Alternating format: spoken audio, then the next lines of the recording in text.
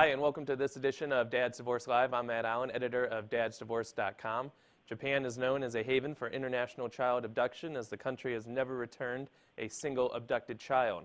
Now, Paul Toland, who is commander in the U.S. Navy and has testified before Congress on this issue, is the only living parent of Erica Toland, who was abducted to Japan in 2003 and has been held there first by Paul's wife, Etsuko, who later committed suicide, and then by Erica's grandmother.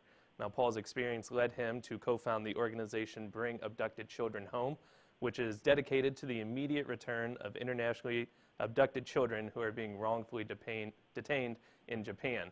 Now, you can learn more about Paul and the Bring Abducted Children Home organization by visiting the website bachome.org. So Paul joins me now, and first off, Paul, I want to ask you, how many children in total have been stolen off American soil and abducted to Japan? Well, thank you for having me, Matt. And the State Department last reported in August of 2011 that there were 268 cases involving 374 children abducted over the past 17 years. The actual number is much higher, but there's a lot of people who don't even report their case to the State Department because the State Department really can't offer much help when it comes to Japan. Additionally, Americans living over in Japan, including the 40,000 plus military members living in Japan, if they're living there on a military base, for example, and their child's stolen off the military base, that's also not reported within the State Department's numbers. Mm-hmm. And as mentioned, not one single abducted child has been returned. So how did this country come to be known, as what you put it during your congressional hearing, as a black hole where once abducted children enter, they never return? Well, as far as we can tell, and the National Center for Missing and Exploited Children has actually done research on this. If you go all the way back to the Treaty of San Francisco in 1952, when Japan's sovereignty was returned to them after World War II, that's 60 years ago now. Mm-hmm. Since that time, there had not been a single case found of a Japanese court returning a child that's been abducted to Japan. So that's 60 years. Thousands of children, not just from the United States, but from many, many other countries, gone into Japan, and none have ever come out as a result of any Japanese court action. So it's truly a black hole. And the State Department, as much as admits this on their website, when a child's gone into Japan, there's no hope. They're gone forever. And additionally, Japan doesn't offer any visitation rights. There's no enforcement mechanism for visitation or for getting a child back. So there's absolutely no rights for a parent who's had their child abducted to Japan, and it's pretty much almost a hopeless case. And why do you think the United States continues to tolerate this type of behavior from Japan? Well, I think that we're close allies with Japan, but Japan continues to act in bad faith simply because they can. They've done it for 60 years, and there's been no consequences for Japan or any other nations who refuse to return children. There are a few voices in the government that are trying to make change, but there's very few. Congressman Chris Smith is trying to make some changes. He has a good bill called H.R. 1940, provides the government with tools to impose consequences on nations who refuse to return children.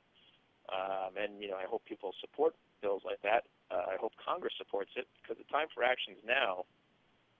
Let me tell you, as the parent of a child who's growing up in a foreign land, time is not on my side. Every day that goes by is another day that I've missed with my daughter. And as mentioned, your daughter, she's now 9 years old. She was taken there, abducted to Japan, I believe, in 2003. When was the last time you talked to her? I had a few encounters, a few times that I actually tried to. I had two visitations in Japan early on. They were monitored visitations, even though I'd never committed any crime. But they do this in Japan so that a re-abduction does not occur. It's almost like the first abduction is free. Right. But after that, they don't want any opportunities for a re-abduction once it's entered the court system.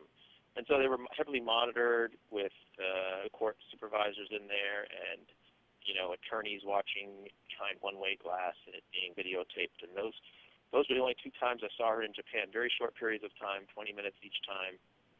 and that was within a year. Both those times were within a year after the abduction happened. Wow. Other than that, it's been impossible after I moved back to the States to set up any visitation with her. I traveled back on my own in 2009, and stood out in a street corner and waited for her to get out of school and gave her birthday presents at that time. I went back again this past year in 2011 after the tsunami and earthquake and tried to see her, but the grandmother who's holding my daughter basically holds herself up in a high-rise apartment and would not let me see Erica, and called the police every time I came to the apartment to try to see them. So there was just no way that I've been able to see her. You mentioned you've tried all these different avenues of getting your daughter returned, but Japanese law does not recognize U.S. custody orders or arrest warrants. Japan is not a signatory to the Hague Treaty, which leaves the U.S. government with no legal recourse in these situations. Christopher Savoy, a fellow co-founder along with you at Bring Abducted Children Home, he even was put in prison for trying to get his children back from Japan and return them to the United States after they had been abducted there. So obviously there are great obstacles in your way. How do you overcome these large roadblocks to enact reform? Well, in the case of abduction to Japan, the law is not on anyone's side, no matter who you are, because Japan just blatantly ignores international law and norms in this area. And so it really has to become a bilateral nation-to-nation issue between the U.S. and Japan. And our organization, Bring Abducted Children Home, has worked hard, working with government leaders and working to bring awareness to this issue, to try to make this a major bilateral issue between the U.S. and Japan. And it's succeeded to a certain extent. It's succeeded to the extent that it's risen all the way to the president's level. At every meeting now that President Obama has with the Prime Minister of Japan, he raises the issue of international child abduction. He raises the issue of the existing cases as well, because even if Japan signs the Hague, the 300-plus cases that are out there will not be resolved because the Hague is not retroactive. Right. So we've made it to the point, we've made enough noise that it's reached the president's level. We've succeeded in that, and President Obama is addressing it at his level. However, I can't say it's successful because still not one child has been returned. I mean, even though the president is addressing it with the Prime Minister of Japan, there still hasn't been a child returned, and that's how we're going to actually judge success. One of my favorite quotes is from Benjamin Franklin. He says, "Never confuse motion with action." And right now, we consider all what the government's done so far a lot of motion, but real action will be getting our children back. Right. Well, so we formed Bring Abducted Children Home to overcome these roadblocks. And Bring Abducted Children Home really focuses twofold. Number one, on working with our government to bring change. And number two, public awareness to bring change. And that's why I'm here with you today on the phone, trying to raise public awareness about this issue. In the end, we hope that both the congressional pressure from our Congress and from our government, along with public awareness, will bring the changes that are needed. Change does not come quickly in Japan. There's no grassroots movements in Japan. That's not that type of country. Most major changes to Japan are a result of foreign pressure and foreign intervention, because Japan wants to be an accepted part of the world community. And when their policies are out of step with the rest of the world, it sort of shames them into changing. That's how major changes are made in Japan, and that's how we want this change to be made in Japan.